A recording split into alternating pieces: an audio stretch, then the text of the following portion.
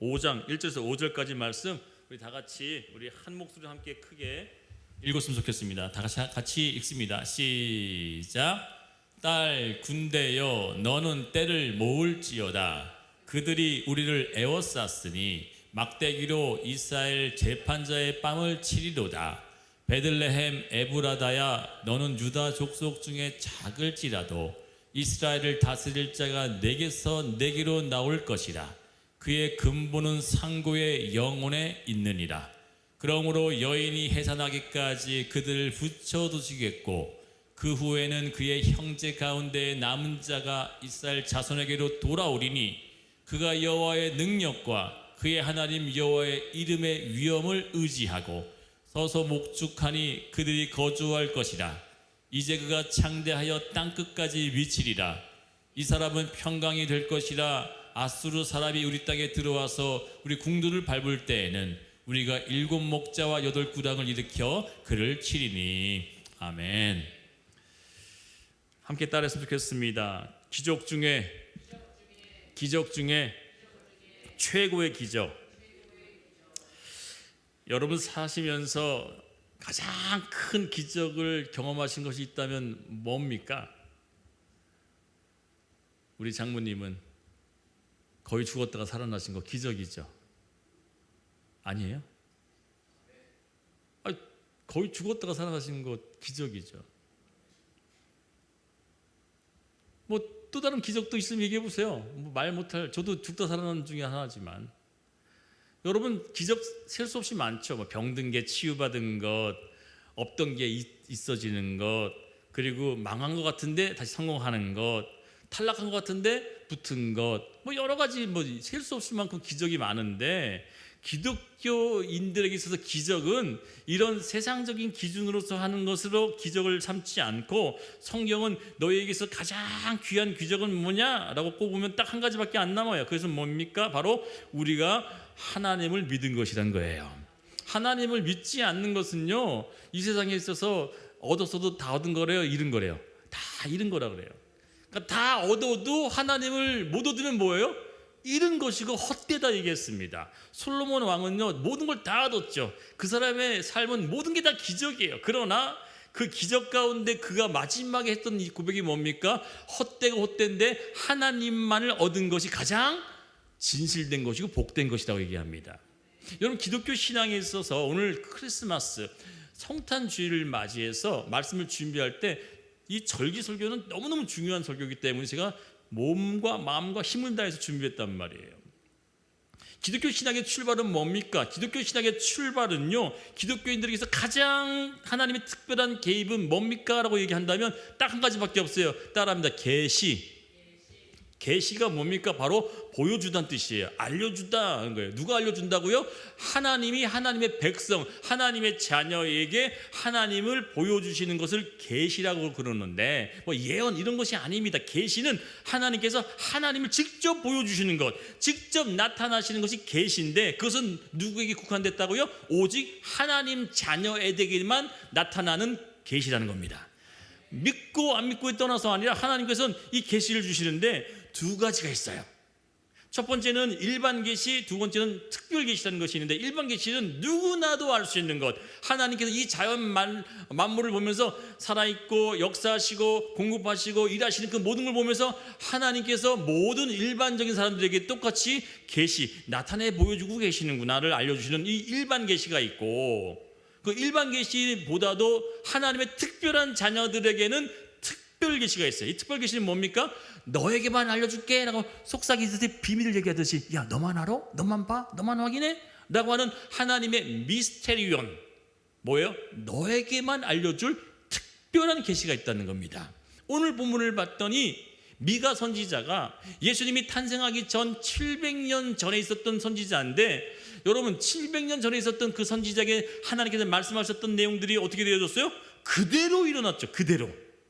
하나님이 너에게만 알려줄게 너만 알아 라고 했었던 그 얘기가 700년, 70년, 7년, 7일, 7시간이 아니라 뭐요? 700년 전에 있었던 이야기가 그대로 나타나서 우리 삶의 현실로 드러나더라는 거예요. 그렇다면 이 이야기가 무엇이냐? 우리에게 기적 중에 기적은 뭡니까? 이렇게 얘기할 수 있어요. 하나님의 특별한 계시가 우리 삶에 나타나는 거예요.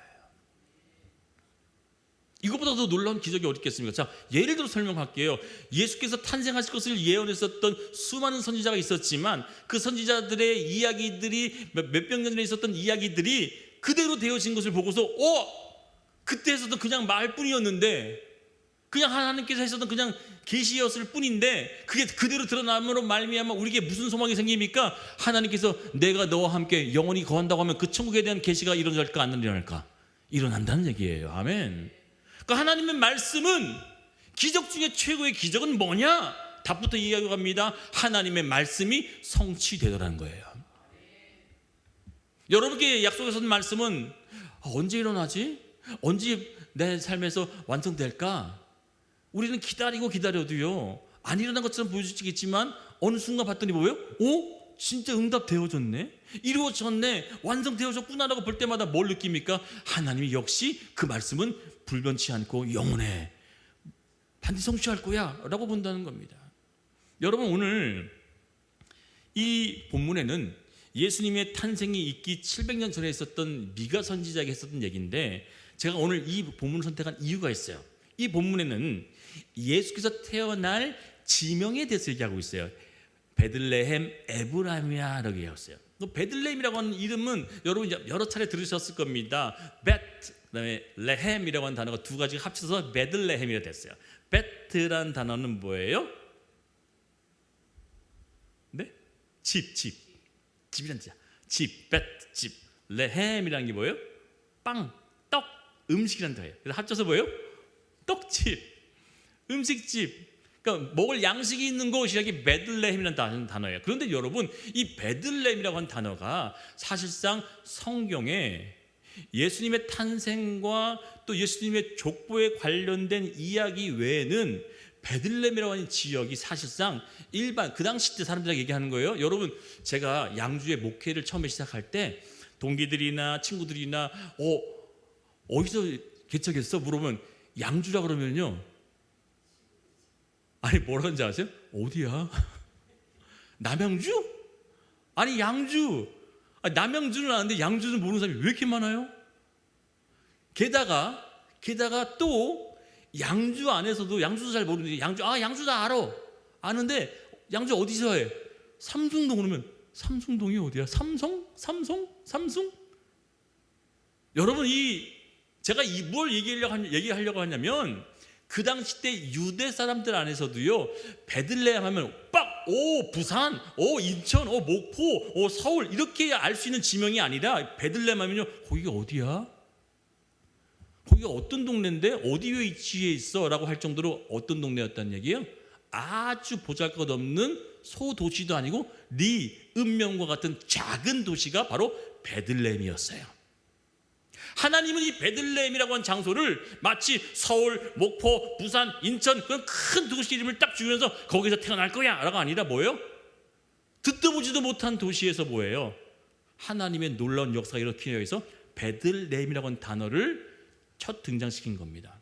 또한 여러분, 예수님의 고향이 어디입니까?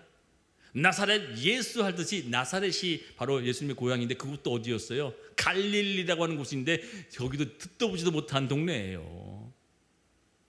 여러분, 이 베들레헴이라고 하는 장소를 특별하게 지명하신 이유가 뭐냐면, 하나님께서 그 베들레헴에서 태어나겠다고 하는 그 약속이 어떻게 성취되어지고 그 약속 속에 무엇이 담겨 있는지를 하나님이 알려주기 위해서 미가 선지자에게 700년 전에 나타나셔서 그에게 베들레헴의 한 놀라운 축복된 일이 일어날 것이라고 하는 예언을 통해서 이 후대에 그 일이 그대로 남으로 말미암아 하나님을 믿었던 백성들에겐 특별한 계시가 나타나는 거예요.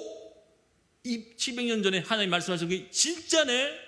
역시 하나님 말씀은 사라지지 않고 영원히 불변하고 이루어지는구나 를 깨닫게 된다는 겁니다.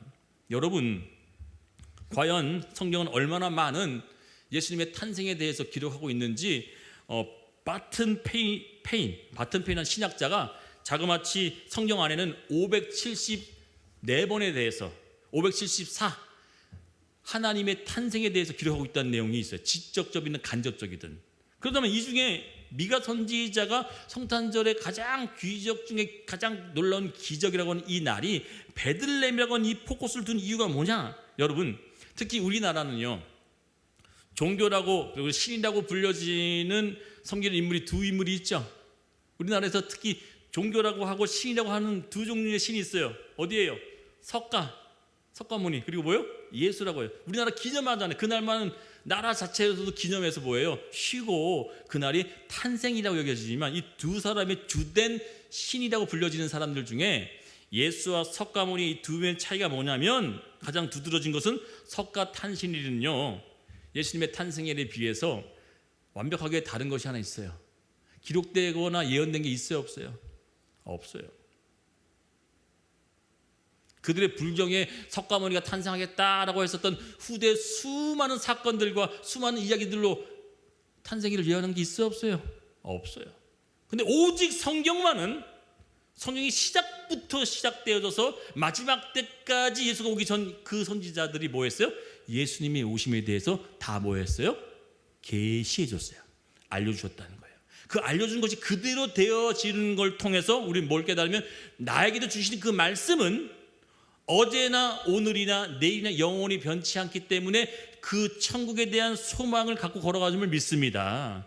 그 말씀이 만일에 이루어지지 않으면요, 나에게 주셨던 말씀이 이루어지지 않으면 어떻게 하면 좋을까? 나 진짜 열심히 예수를 믿긴 믿었는데 뚜껑을 딱 열어봤더니 꽝이네?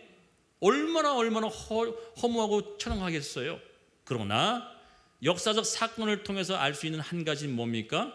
하나님의 말씀은 영원토록 변하지 아니하고 그대로 성취되고 완성되더라는 겁니다. 여러분, 최초로 예수의 탄생을 기록한 곳이 어디 있는지 아십니까? 선지자들이 이야기했었던 내용들에만 나와 있지 않아요. 더 많은 이야기들이 더 많이 자세하게 되어 있는데, 최초로 했었던 말씀을 함께 찾아봅시다. 바로 창세기 3장이에요. 여러분, 모든 인생에 인간이 외에도 동식물도 마찬가지예요. 암컷, 수컷이 해야 되고요. 여러분, 수술과 암술이 해야지만 뭐예요? 열매가 나오듯이 똑같은 거예요. 그런데 예수님은요, 어떻게 나오셨다고 성경에 기록된지 아세요? 봅시다. 성경은 태초부터 이걸 기록하고 있어요. 창세기 3장 15절입니다. 같이 읽어봅니다. 시작. 내가 너로 여자와 원수가 되게 하고 내 후손도 여자의 후손과 원수가 되게 하리니 여자의 후손은 내 머리를 상하게 할 것이요 너는 그의 발꿈치를 상하게 할 것이라 하시고. 자, 여기 봅시다. 여기 보게 되면요, 분명히 뭐예요? 여자의 후손이래요. 말이 됩니까 안 됩니까? 여자와 남자의 후손이 맞죠? 아니, 맞아요, 틀려요? 누군가가 태어나려면 반드시 여자와 남자의 후손이 돼야 되는데 누구의 후손이래요? 여자의 후손이에요. 할렐루야. 분명히 성경은요, 한 사람이 태어난 이 사람은요, 여자와 남자의 후손으로 나오지 않고 어떻게 나온대요? 오직 여자의 후손으로만 나온대요. 이미 예언했어요. 어디서부터? 태초에 하나님께서 창조하시고 나서부터 하나님은 누굴 예비하신 거예요? 예수를 예비하셨어요. 내가 준비할 이사는 오직 여자의 후손으로만 나오는데, 남자의 힘이 아니라 그 여자의 후손은 누구의 힘으로? 오직 성령의 잉태하심으로. 할렐루야. 분명히 성경은 예수의 탄생을, 이 세상의 모든 법칙을 깨버리시고 여자로만 태어날 수 있는 그자가 나오는데, 여러분, 이 성경이 쓰여진 이 태초에 시작된 이 성경 말씀이 아담과 하와를 창조할 때였단 말이에요. 시간을 가늠할 수 있을까요? 가늠할 수 없어요.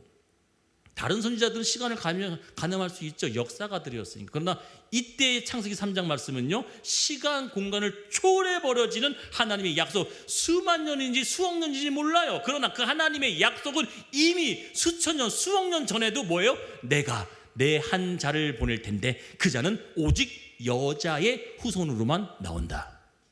아멘. 이게 누구 얘기하는 겁니까? 뱀의 머리를 밟을 자가 누구였어요? 요한계시록에 누가 나오죠? 예수가 등장하잖아요. 예수가 뱀의 머리를 밟을 그 예수의 탄생을 이미 태초에 창조하실 때부터 계획하신 것이 믿어지시면 아멘. 아멘이시죠? 그렇습니다. 남자와 합치지 않고는요 도무지 여자의 후손으로만 나올 수 없는데 하나님은 여자의 후손으로 나오기 위해서 기가 막힌 일을 또 벌이십니다. 마태복음 1장입니다. 18절 19절입니다. 같이 읽어보요. 시작. 예수 그리스도의 나심은 이러하니라. 그의 어머니 마리아가 요셉과 약혼하고 동거하기 전에 성령으로 잉태된 것이 나타났더니. 자 봅시다. 여기 보게 되면요 요셉과 마리아라고 하는 이 두 사람이 뭐 했대요? 약혼하고 동거하기 전에 보태 뭐 했대요? 이미 임신이 된 거예요. 누구로부터? 성령으로부터 임신이 됐대요. 그리고 19절에 남편이 되고자 했었던 요셉은 자신이 결혼할 여자가 임신했다고 하는 그 사실을 알고 난 후 이 두 사이를 조용히 끝내려고, 사람이 참 좋은 사람이, 성품이 좋은 사람이니까 뭐예요? 조용히 끝내려고 그랬죠. 많이 성격 더러운 사람이면 고발이 이 여자가 어디서 기생질 해가지고 말이야 이렇게 됐다고 막 난리 칠 텐데, 이 요셉은 마음이 의로운 자라 조용히 끝내려고 했는데 그날 밤에 어떻게 했습니까? 같이 읽어봅니다. 22절 23절입니다. 시작. 이 모든 일이 된 것은 주께서 선지자로 하신 말씀을 이루려 하심이니. 할렐루야. 하나님의 말씀을 이루기 위해서 꿈에 나타나서 뭐예요? 요셉아 염려하지 마라. 내가 이미 이 세상을 창조하기 전부터 뭐 했다? 나는 내 후손을 낳을 것이 아니라 내 자녀는 오직 성령으로만 나타나게 할 것이니 지금 너가 취하려고 하는 그 아내는 너를 남편으로 맞이하지만 더러운 여자가 아니니 뭐해라? 맞이하여라 그랬어요. 할렐루야. 그리고 처녀가 잉태하여 아들을 낳을 것이라고 하는 이 말씀이 이사야서 선지자 말씀이 있었죠. 그 말씀이 그대로 얘기하시는 거예요. 여러분, 하나님께서 천군 천사가 밤에 나타나셔서 무슨 얘기를 했다고요? 이사야 선지자에 있었던 그 이사야 선지자 얘기를 고스란히 얘기를 해요. 볼까요? 이사야서 7장 14절. 여기 보게 되면 이 얘기가 마태복음 1장 22절 23절 말씀이 누구에게 한 얘기예요? 요셉에게 한 얘기입니다. 이 요셉에게 한 얘기가 어디에서 등장을 먼저 하느냐? 이사야서 7장 14절입니다. 같이 읽어봅니다. 시작. 그러므로 주께서 친히 징조를 너에게 주실 것이라. 보라, 처녀가 잉태하여 아들을 낳을 것이요 그의 이름은 임마누엘이라 하리라. 아멘. 하나님은 이미 벌써 몇백 년 전에 이사야 선지자에게도 똑같이 얘기하신 그 얘기가 그대로 고스란히 드러나고 성취되더라는 겁니다. 처녀가 아들을 낳겠다는 예언의 성취도 위대하지만 오늘 미가서는 더 놀랍게 베들레헴이라는 이 장소가 왜 중요한지를 얘기하려고 하는 거 제가 이제부터 잘 들어보십시오. 왜 베들레헴이 중요하냐? 이름도 빛도 없고 어딘지도 잘 모르는 저 시골 변방과 같은 그 이름의 중요성이 무엇이냐? 그 이름이 가지고 있는 뜻, 떡집도 중요하지만 그보다 더 중요한 이유가 있어요. 바로 마태복음 2장 1절이에요. 오늘 설교 시간으로는 부족합니다. 다 설명하려면 시간이 부족해요. 그러나 베들레헴이라고 하는 그 설명을 끝이 없이 할 수밖에 없는 중요점만 하나만 딱 집어 얘기하자면 한 가지밖에 없어요. 2장 1절 다 같이 읽어요. 시작. 헤롯 왕 때 예수께서 유대 베들레헴에서 나심에 동방으로부터 박사들이 예루살렘에 이르러 말하되. 자 봅시다. 헤롯 왕이라고 하는 이 사람이 이 말을 듣자마자 진짜 구약에 예언됐던 그 수많은 500가지가 넘게끔 예수가 태어나는데 그 예수가 왕이 될 거라고 하는 그 사실이 진짜냐? 그래서 서기관들과 대제사장들 다 모아놔요. 이보게, 당신들이 성경을 연구한 사람들인데 진짜 이런 일들이 벌어지는지 한번 자세히 공부해봐. 그러자 그들이 공부했던 내용을 그대로 고하는 거예요. 예, 맞습니다. 왕이시여. 이 예언이 그대로 성취되어진다고 저희도 믿고 이 일이 일어나는 일들은 바로 베들레헴이라는 그곳에 그런 일들이 일어날 겁니다. 딱 집어서 얘기를 했어요. 그러자 마태복음 2장 6절 다시 한번 봅니다. 시작. 또 유대 땅 베들레헴아 너는 유대 고을 중에 가장 작지 아니하도다. 작대요 크대요? 유대 땅에서 가장 작은 땅이래요. 그리고 읽어봅니다. 시작. 내게서 한 다스리는 자가 나와서 내 백성 이스라엘의 목자가 되리라 하였습니다 그랬어요. 학자들의 연구들이 결국은 봤더니 가장 보잘것없는 그 땅에서 하나님의 위대한 사람이 드러난 것을 이 헤롯 왕도 알게 되어졌죠. 이것이야말로 인간이 겪을 수 있는 가장 놀라운 기적 중에 한 가지인데 헤롯 왕도 마찬가지로 그래? 그렇다면 믿지 않는다면요 반응하지 않았겠지만 그 헤롯 왕도 의심 반 믿음 반 가지고 뭐했어요? 그렇다면 동방박사 자네들 그곳에 가게 되어지면 진짜 한 아이가 태어나게 된다면 나한테 와서 보고해줘. 목적이 뭐였어요? 잡아 죽이려고요. 왕이 될 사람이니까 뭐예요? 내가 왕인데 그 사람이 왕이 된다고? 잡아 죽여야 되니까 보고하려고 했죠. 그런데 참 놀라운 일이 벌어지죠. 보고하기 전날 밤에 하나님의 성령이 임하셔서 세 명의 동방박사에게 똑같은 꿈을 꾸게 만들죠. 뭐라고요? 헤롯 왕에게 가지 말아라. 여러분, 이 지명이라고 한다면 우리는 왜 중요한지를 이제부터 그 답을 나누고서 말씀을 좀 끝내겠습니다. 인간의 육이 살기 위해서 필요한 양식의 집이 이 떡집이라고 하는 이 말씀이 곧 우리에게서 양식되어진다고 얘기한 것처럼 이 베들레헴이라 하는 곳이 지역이 그게 우연일까요? 그게 아니란 말이에요. 역사는요 그냥 우연히 일어나는 일이 아니라 우리 삶 가운데도 벌어지는 이 모든 일들이 그냥 우연히 일어나는 것이 아니라 하나님의 역사가 있기 때문에 그 속에서 뭘 바라봐야 되냐면 믿음으로 바라봐야 될 줄 믿습니다. 사람은 바라볼 때 빈약하고 연약하고 실패된 것처럼 보여지고 망한처럼 보여진다 할지라도 하나님의 역사를 큰 틀로 보게 되면 뭐 하는 거예요? 하나님은 여전히 일하시고 그 말씀은 살아서 영무궁토록 영원히 지속된다는 사실이에요. 이 베들레헴 이 지역을 이제부터 답을 말씀드릴 텐데 눈을 동그랗게 뜨고 잘 들어보시기 바랍니다. 당시 로마 황제 바로 아구스도라는 가이사 아구스도스라는 사람이 있었어요. 이 사람이요 이스라엘들이 점점 커지고 또 나라가 좀 이렇게 왕성해지다 보니까는 이 사람들을 통제하기 위해서 뭐 했냐면 다들 고향으로 돌아가서 뭐하라 그래요? 호적을 신고하라 그래요. 뭐라고요? 호적을 신고하래요. 이 가이사 아구스도가 명령을 탁 내려 봅시다. 누가복음 2장 1절이에요. 시작. 그때에 가이사 아구스도가 영을 내려 천하로 다 호적하라 하였으니 전 유대 지역에 있는 사람들한테 뭘 명령하냐면 너희들 다 고향에 돌아가서 뭐 하라고요? 호적을 신고해라 그래요. 자, 그런데 잘 보십시오. 고향으로 돌아가려면 누구 명을 따라야 되냐면 지금도 마찬가지로 호주, 세대주가 대부분 누구예요? 남자로 돼 있잖아요. 그죠? 당시도 마찬가지로 호주나 세대주 그 호적의 가장 이름을 명부를 기록할 사람이 누구예요? 남자 이름 따라 돌아가야 되는데 마리아의 남편이 이름이 뭐였어요? 요셉인데 이 요셉이 고향이 어디더라? 고향이 어디더라? 어디였을 것 같아요? 뻔한 거 아니에요? 요셉의 고향이 어디예요? 베들레헴 시골 촌사람인 거예요. 예루살렘에 살았지만 시골 촌사람이었던 이 베들레헴 출신이었던 요셉이 나도 가야 되나? 알았다. 그 아내를 끌고서 갔는데 마침 그 아내가 어떤 때였어요? 만삭이 되어서 아기를 낳아야 될 그 타이밍에 누가 명령을 내렸다고요? 로마 황제, 아무도 관련 없는 로마 황제가 전국에 뭘 선포했어요? 동네 가가지고 호적을 다시금 재정립해라. 여러분 우연일까요? 아니에요. 요셉의 출신이 베들레헴인 게 우연일까요? 아닙니다. 하나님은 이렇게 말씀을 그대로 이뤄내기 위해서 하나님은 1.1획도 실수 없이 뭐 하시는 거예요?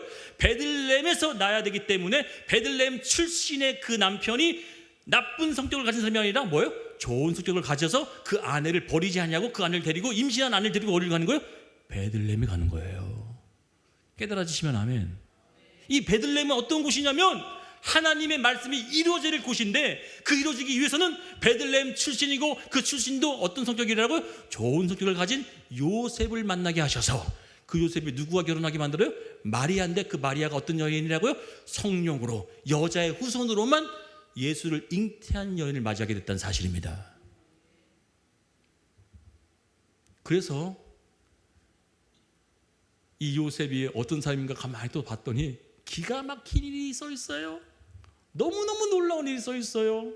봅시다. 누가복음 2장 4절 5절입니다. 이 요셉의 출신이 베들레헴인 건 알았죠? 여러분 잘 보세요. 베들레헴 어디라고요? 시골 촌동네 출신인 건 알았죠? 근데 이 요셉이 계보를 하나씩 쫙 파고 들어갔더니 그 아빠 증조 쫙 파고 들어갔더니 어떤 자손인지를 나와요. 기가 막힙니다. 같이 볼게요. 누가복음 2장 4절 5절입니다. 시작. 요셉도 다윗의 집 족속이므로. 할렐루야.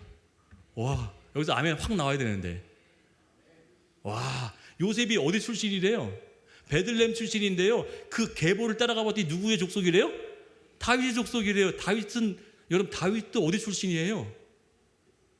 몰라요? 여기 써 있잖아요. 다윗도 어디 출신이에요? 베들레헴.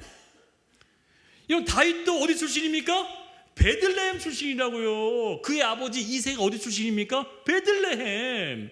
그 유다 족속의 집에 한 뿌리에 알고 봤더니 사촌, 팔촌, 사돈의 팔촌까지 연결을 봤더니 그 안에 누가 있었어요? 요셉이 있더라.